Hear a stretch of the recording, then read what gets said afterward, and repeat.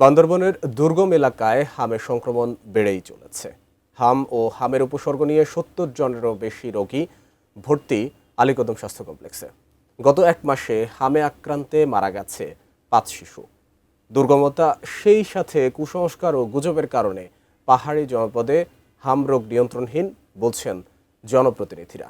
বান্দরবন প্রতিনিধি মিনারুল হকের পাঠানো তথ্য ও ছবিতে ডেস্ক রিপোর্ট।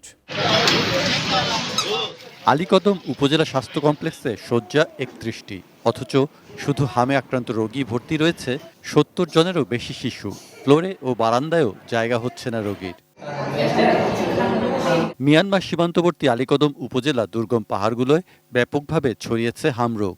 গত এক মাসে হামে আক্রান্ত হয়ে আলীকদম ও লামা উপজেলায় ৫ শিশুর মৃত্যু হয়েছে। এ পর্যন্ত আক্রান্ত হয়েছে ১৫০ শতাধিক শিশু।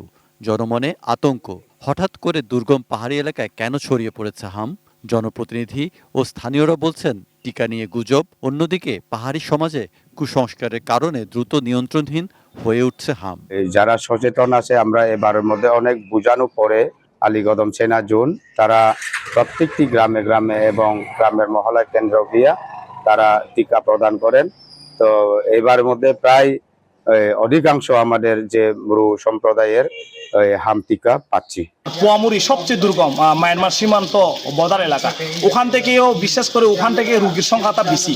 আমাদের যে সক্ষমতা আছে তার ৩ গুণের চেয়ে বেশি রোগী নিয়ে আমরা এখন আসলে হিমশিম খাচ্ছি। আমাদের কারণ জনবল থেকে শুরু করে স্বাস্থ্যকর্মী থেকে শুরু করে সব জায়গায় আমাদের সংকট রয়েছে। বিশেষ করে আমাদের পরিচ্ছন্নতা কর্মী নাই বললেই চলে। মাত্র একজন পরিচ্ছন্নতা কর্মী দিয়ে আমরা পুরো হাসপাতাল চালাচ্ছি। দুর্গমতার কারণেই আমরা ওখান থেকে আমাদেরকে আসলে রিচ করতে অনেক কষ্ট হয়ে যাচ্ছে।